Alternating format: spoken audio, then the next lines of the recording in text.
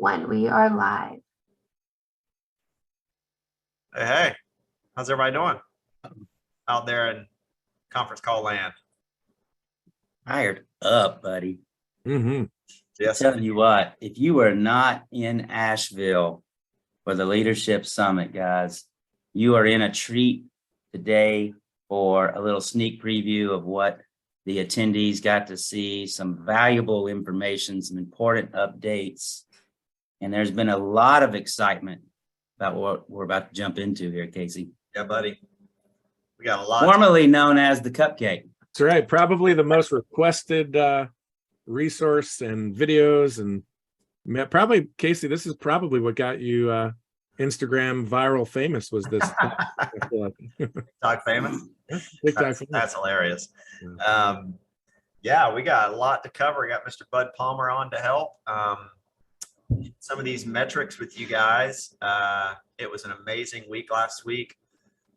I think just got so many texts and so many emails from all of you guys out there, continuing to break records and just feeling the momentum. Momentum is such a special thing. It's a necessary thing in the growth of your agency and the growth of the company.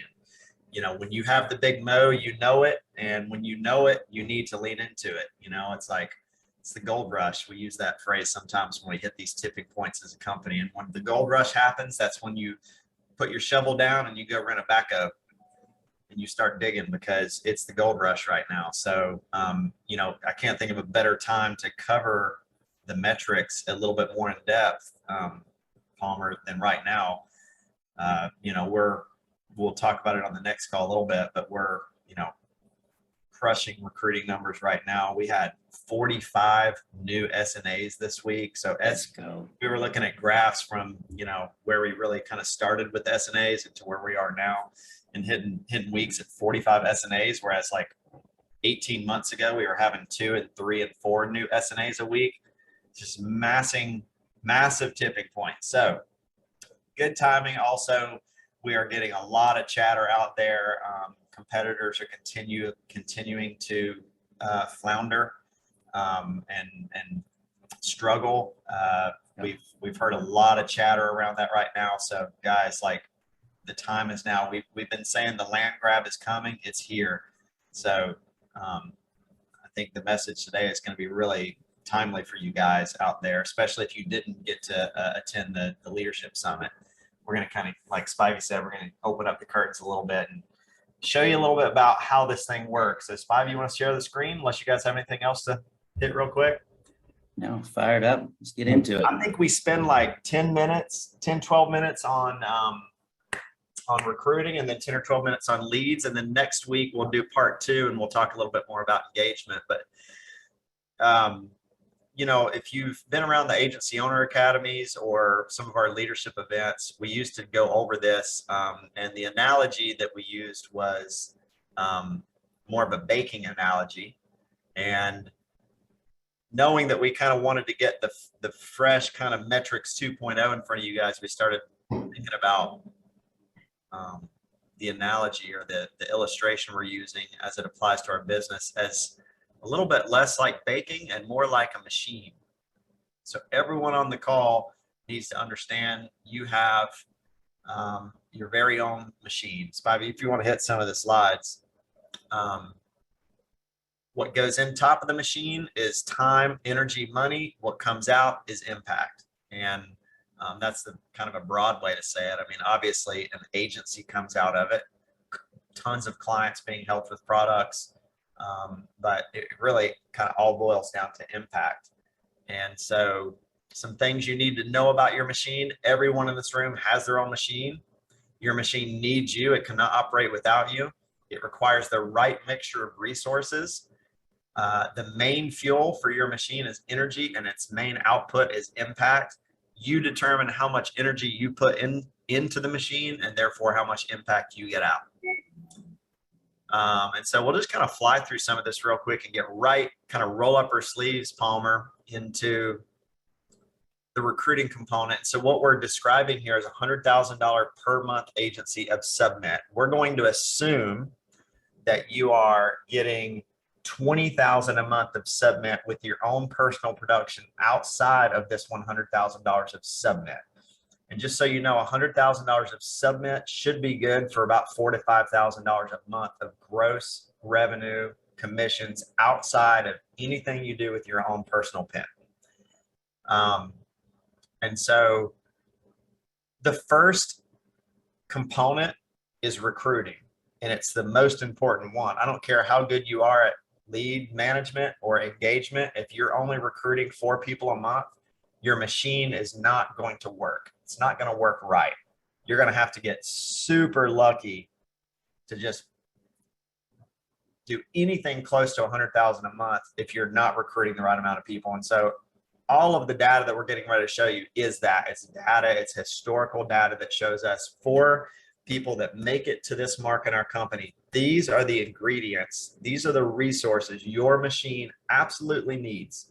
And without it, you're just kind of, you're trying to play a game that we're just not familiar with. So, and we're definitely not familiar with the outcome. And so Palmer, 100 new recruits onboarded is what it takes in the first, 4 months. If it takes 6 months, that, again, these are averages. So some of you guys might put 100 recruits in over 4 months and come way out ahead. Some of you might come a little bit behind. That's why there's an average. So we're just going to give you the averages. 100 new onboarded agents. And Palmer, I think it would be very helpful if you kind of describe the waterfall effect, if you will. Out of the 100 new agents, what happens with that? Absolutely. Yeah, just a couple points. Obviously, first, this information wasn't just pulled out of the air, right? We've done a lot of analysis on agencies and agent churn and how many apps various types of agents write, when they write and how many stick. So we've looked at this over about the last year and a half, right? And have I think a pretty decent view. Second is, as everybody will note, everybody's different. Every agency is a little different. This is meant to sort of be the so-called reasonable average agency in Symmetry, knowing there's obviously variation. It's just meant to give people a view on sort of what to target and how to get there. And I think what you pointed out is pretty important, right? You can't take too long doing this. There's sort of like an escape velocity aspect associated with this. Like you need to build momentum so that the churn doesn't keep eating you alive, right? So the way that you do this, and it does step ladder, Casey, I think, this gets you, and then you're going to have another slide which shows what it takes to maintain it. This gets you to $100,000 a month agency. This will probably produce and submit about $160,000, $170,000 along the way of getting there, just so people know. It works like a waterfall. I think most know this. Out of the agents you onboard, a portion of them will become a new writer, right? Our stats are a little bit better than this lately. It's running about 40%, and some of you are better than that, but we're being conservative, right? So to make sure that you actually beat the target, that you don't fail to meet the target. So about 35 of them will write. And what we see, it sort of depends week on week on what's going on, but new writers write 1.5 to 2 apps when they write. So you'll take those apps and you'll take those writers. And then what will happen is, and it's not as lockstep as this, it just sort of steps down. Out of those 35 that write, and if they write 1.5 to 2 apps, about half of them won't write again, right? And the other half will sort of roll up to another 2.5 apps. So that's the second stage of the ladder. So you kind of picked up the first 35 writers with 1.5 to 2 apps. And then out of that, you'll pick up about 18 with 2 more, about another 36 apps, right? And then the next step will be, out of those people, some people will churn. It won't be worth it for them. They will have worked through their referral book, their friends and family. They won't like working lead, whatever the case may be. So we plan for the fact that some of those people also will not make it, which gets you down to about 6 post SNAs at about 6 apps. So you get another couple apps from those people. So that's how the waterfall works. But what you're left with are the habitual writers, right? These are the people who have been through this, and they've sort of been through the 12 to 16 weeks. They've submitted their sort of six apps a month plus for that time frame, right? They've learned how to use leads, so they're not reliant solely on their warm market. They've professionalized their business. They understand how to pivot. They understand how to deal with objections. They've decided they want this way of life. And that becomes your habitual core. And what we've seen, and when we look at habitual writers per month, they're writing 10.5 apps a month on average. And so that's how you get a lot of submit along the way. You just walk down the step ladder. You don't fight it. You just try to improve each step of the way. And a little bit of improvement at each step will really help you out, right? But if you get to the average end, which you produce 6 habitual writers, Casey, you'll have about, as I said, about 160, 170,000 of submit along the journey. And then at the end of the journey, you'll have your habitual writing core that has a very low churn rate to wrap your agency, your $100,000 a month around. And so just to clarify, it's 100 new agents onboarded. These are agents ready to go in license, or, finished with their licensing, they're ready to go. And so whether they're, licensed when you started or you got them through licensing, over that 4-month period, you want 100 agents that are licensed and ready to go. And that is width and depth. So as you're onboarding people, as you guys know, the nature of our system promotes agents who not only want to produce but want to build, and so that will contribute to your 100. Let's go to the next slide and kind of dive into the maintenance component of this. Talk about this one a little bit. Sure thing. I also want to point out, right? This is not all you. This is you, right? But it's you and your agents. So you don't have to literally personally recruit the 100 agents. Great if you do, have an awesome base shop. But if, you're recruiting and then you also have those pre-post SNAs and habitual writers recruiting, you're leveraging them to kind of get to the same point, but it's all happening within your agency. Yep. And here's what Casey's getting at. After you get to where you need to be, as you know, right? Well, if you have 6 habitual writers and they're doing 10.5 apps a month, that's not going to be $100,000, right? It won't. Looking at it, it'll be the core, right? Based on their APV and what it looks, it'll be about 75,000. What you then do is you supplement by adding in your agency, the entirety of the agency, 20 new agents a month. So that's you and your habituals and other people in the agency adding 20 new a month. What will happen is the same step ladder will happen, just at a smaller scale. It's more like a kitchen stepping stool now versus like a painting ladder. But you'll get 7 new writers. Of those, you should retain 4 pre-SNAs. Of those, you should retain 2 SNAs. Of those, you'll get that incremental habitual writer each month to deal with just the human reality that no matter how many people you have or how much they love the business, right, or how good they are, right, you will lose an habitual writer every now and then, right? That happens. They take a different job, they move to a different part of the country, anything can happen. And what this does is it gives you the supplemental submit to take you over the 100,000. As you're walking down the ladder, you're picking up the submit dollars, and it replaces with a slight growth pattern. It'll replace that habitual writer that you lose every month or 2. So that's maintaining the business with more upside than downside in the growth trajectory, right? And as you're walking down the ladder to maintain the business, you're keeping your ladder intact and you're picking up that submit. You should be breaking 100,000 and you should be on a subtle growth path. Yep. That's right. It's 100 new agents over a 4-month period, not 100 agents a month. Granted, there will be a certain size because this is showing you guys $100,000 per month agency, and so the same thing is going to apply, just different numbers, to a $500,000 a month agency, to a $1 million a month agency. That there may come a point where 100 a month is your maintenance number, right? Like if we as a company started only recruiting 100 people a month, we would shrink. It's just the nature of our business. Like the good news is there's a super low barrier to entry to get into this industry.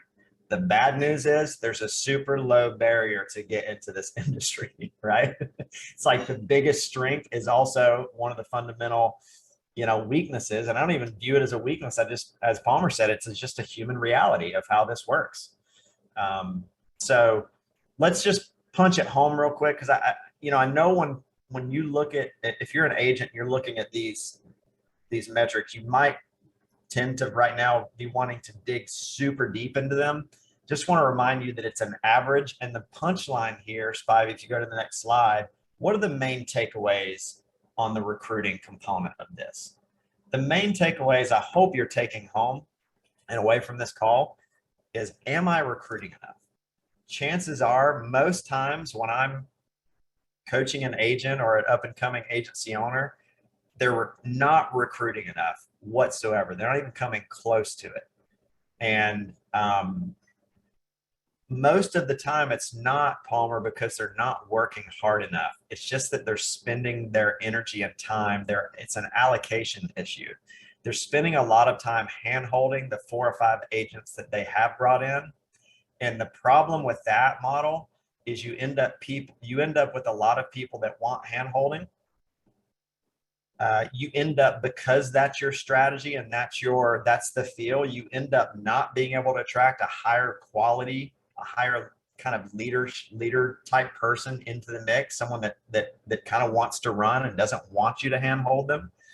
And it's frustrating. How frustrating is it to recruit 4 or 5 people a month, and it just kind of, you just always have that hole in the bucket. And it's very glaring because that's all you're seeing. So we'll talk more about this component of shifting your time and energy, but I would be willing to bet that most of you guys are already working enough hours.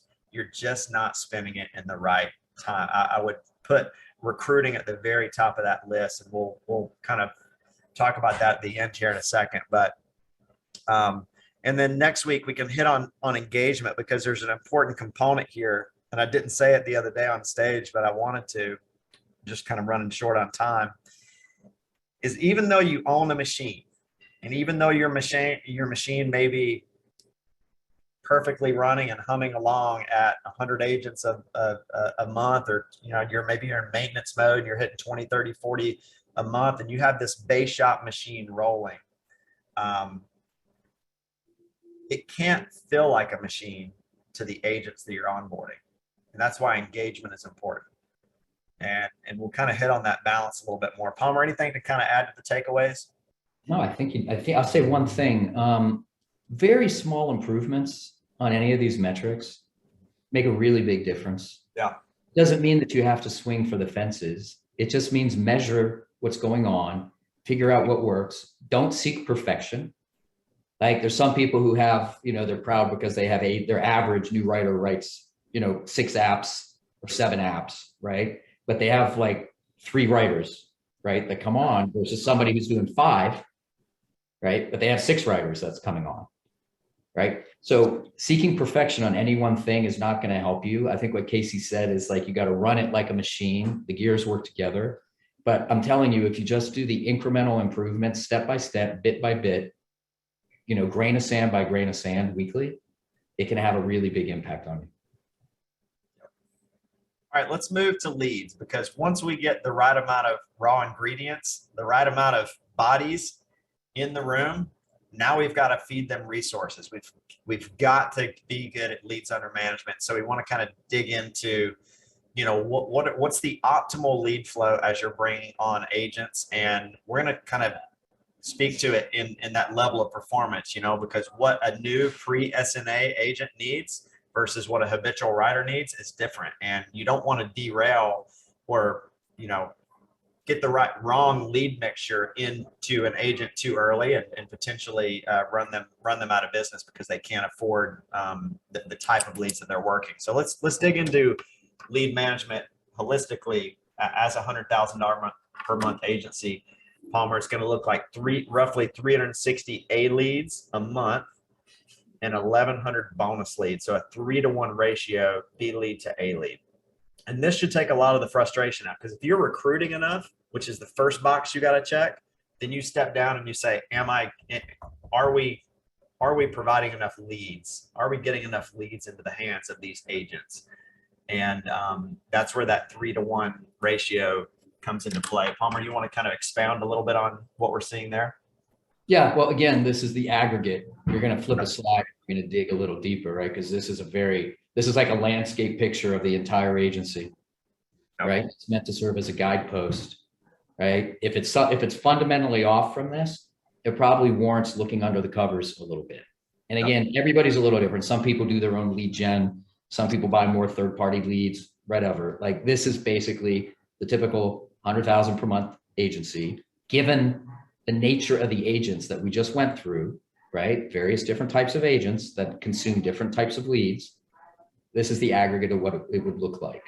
And we see, and we're going to flip the slide in a second and show you a little more detail about why this really should be balancing out on a 3-to-1 ratio, A leads to B leads. Yep. So if you're running 100,000 per month submit agency and you're only doing 100 A leads a month, like what's happening there, Palmer? You're over relying on referrals, which ultimately burn out probably. You're over relying on external leads, which can come and go and can be quite variable. Leads are like oil, right? They pay dividend, it's like, it's a constant flow of energy if worked properly. That gives you a reliable base to work your business. If you want to flavor it one way or another a little bit, that's up to you. If you have things that work, that's great. But if you're far off from this and you maintain it for a while, something in the engine, is ultimately going to skip a beat there. Yep. Dig into this slide a little bit more. Yeah, as we discussed, obviously you guys know this, right? Each agent type works leads differently.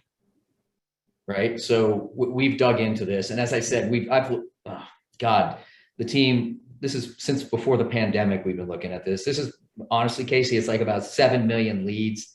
I don't even, like 20, 30,000 agents. All right. It's a pretty big data set and it's been brought current, and their themes, right? As you all know, your early agents here called pre-SNAs, very heavy usage on referrals and warm market. Right. Yep. Their close rates on purchase leads are typically not that great. Right. Why? Because they're learning. You have to cut your teeth. It's not like your cousin or your sister or your friend or something like that. It's somebody that has an objection that you have to pivot with. Right. You have to gain muscle memory on leads. You guys know that. The way you gain muscle memory on leads, how you get muscle memory on anything, is by actually using the muscles. You can't like just read a Men's Health about it and then suddenly have muscle memory and call it a day. Okay. So training is good. Direction is good, but you got to actually use the muscle to gain the memory. And what we are seeing is that at this stage, it's okay to use referrals as long as they're responsible referrals, not cynical ones that just generate chargebacks, right? That's pointless, but responsible referrals. Start on B4s and B5s. You're not, they pay a higher multiple. So you're more likely to get a return. And we've seen it. This is what the data shows. As you're moving through the stage, move yourself up to B2s and B3s, right? On your B leads. If you want to try A leads, what we've seen, it's best to kind of lean into the Quality Digital book. That seems to be where they're working them the best, right? But you're running a 5-to-1 B to A lead ratio, right? And you move your lead investment up, right? What the agents at these levels are doing is moving their lead investment up. They're making an investment in their training, knowing it's not going to pay off as well when they're experienced, but they want to get there, right? And so what we see is about $85 a week is what it takes to kind of move them to the SNA level. SNAs, right? This is after you've done you've got your 5 apps. You might have one on leads, the rest on referrals, right? But you've cut your teeth, your baby teeth are gone, right? So what we see is they move, and we recommend this, move to a 3-to-1 ratio, B to A. A leads are pretty much split digital and analog with this. There's a slight variance in the way that agents perform here, but it's not really that material. So it's fine to use all lead types and learn all lead types, start to diversify, right? Lean a little more into digital. That's where the future pools are coming from anyway. Yep. And your average investment here goes from 150, and as they're trying to move to habitual writer, they grow it to 225 a week. At habitual writers, right, which are the mainstay of your business, the $75,000 at 100, right? Yep. Average lead investment they have is about 550 a week. The top 25% in that pool are investing about 700,000 a week. And I like the word investing, Casey, because the leads generate the apps. The apps generate the commission, right? When you earn the commission, what you're supposed to do is take a chunk of those earnings and put it into a separate account called lead reinvestment in order to keep the machine full of fuel. Yep. That's the way it works. And that's what people who are winning are doing. And if you have to use referral apps to find that income, that's fine, but you need to do it because you have to learn how to use the leads so that you actually have a sustainable source of fuel. All right, what are the takeaways then? Let's go to the next slide. So set proper expectations during onboarding with lead investment, that business owner mindset. If you're having trouble, if you're recruiting enough, even if you're not recruiting enough, if your new agents are hesitant to purchase leads and make investments, it could be just some of the expectations you're setting up front. I would be very clear with agents that my goal, Palmer, when I onboard you, would be as quickly as I can safely to get you to $500 to $750 a week of lead investment. But we got to kind of ratchet you into that. So we're going to start you a little bit on some bonus leads. We're going to kind of get that muscle memory going, and then we're going to kind of stair step you up as quickly as we can, safely. But I'm talking about that with my agents. I'm not shying away from the fact that the best agents, the top 25% of our agents, invest $750 to $1,000 a week in leads. Yep. And the ones that struggle, just generally speaking, are lacking that investment mindset. They're just not willing to invest enough. And so that would be a big takeaway is do you have something in your onboarding system that allows you to speak to that as you're bringing new agents in? Anything else on this slide, Palmer, you want to hit on? No, I think those are great takeaways, Casey. I'll point out, right, and this is sort of what we did for you with like the value-based lead pricing and the lead marketplace. It might not be readily apparent, but it's written here. Leads are priced for a 3 to 4x return. What does that mean? Right? That means whatever you're earning in commissions, why don't you the leads are priced at the 3 or 4x return. So just divide that by 3 or 4. In other words, take 1/3 of what you're earning in commissions and put it into the lead reinvestment bucket because that's exactly what they're designed to pay. Yep. So if you got 2,000 in commissions a week and you want to maintain it, right? Take $650 or thereabouts of it, right? And put it in a lead reinvestment account. That's the 550 to 750 a week that Casey's talking about. That's where people are leveling out. And it is a machine. It's priced to be a machine. It was designed to be a machine. That's when I was in the field, and when we started the company, Brandon and I were in the field for the first 2 to 3 years. And I was easily investing $700 to $1,000 a week in leads just to make my $6,000 to $7,000, $5,000 to $7,000 of subnet a week for myself. I always wanted to have a minimum of $20,000 of personal production. That's just what it took for me to do it in a fairly easy way. And not that every week was 5 to 7, one week was 7 to 10, and the next week I would have 3 or 4. But at the end of the month, I wanted a minimum of 20,000, and that provided me the cash flow I needed to actually make recruiting also easy. So many of you guys, what you'll do is you'll sometimes find yourself in no man's land, where you're not personally producing enough to spin off enough excess cash to continue to invest in leads and into recruiting. And so you're halfway in one lane, which is personal production, which means you're kind of halfway into the recruiting lane as well. And that's just no man's land. You're really kind of not going to get traction. It's going to be frustrating there. And that's the coolest part about this is, again, likely you're already putting enough hours in. It's just a matter of shifting and allocating those hours and that energy to the right buckets. And you'll generally know when you're on the right bucket because it's the bucket that's the least amount of fun, right? Going out and doing $20,000, $25,000 a month of personal production is not necessarily fun for most people. Doing 20 interviews a week is not necessarily fun. Your tongue is going to be hanging out for that 30, 40 hours a week that you're putting into this machine, but it'll be way less frustrating and you'll actually start getting traction. Mhm. Can't wait to dig into this more with you guys. Bud Palmer, you did so much work with BI to help get these numbers there. We're going to continue to dig in with you and the rest of the team on what it is that makes our business run like a machine. So thank you, buddy. Thank you. I want to leave with like one fun fact. Yes. Actually, two, right? On a very positive note. By the way, if you're like among those agents, and I won't call out any names, but actually are converting new writers at 40 or 50% and retaining those like at 50% SNA, the numbers we gave you will take you to a $200,000 agency and above, right? That's how much leverage is in the system. Yep. And if you're one of our top 10% closing agents on leads, by the way, if you actually follow the best practices and stick with it and work the lead during its life cycle, right? You're not going to have to set aside 33% of your commissions to feed the machine. You'll have to set aside 15%. Yep.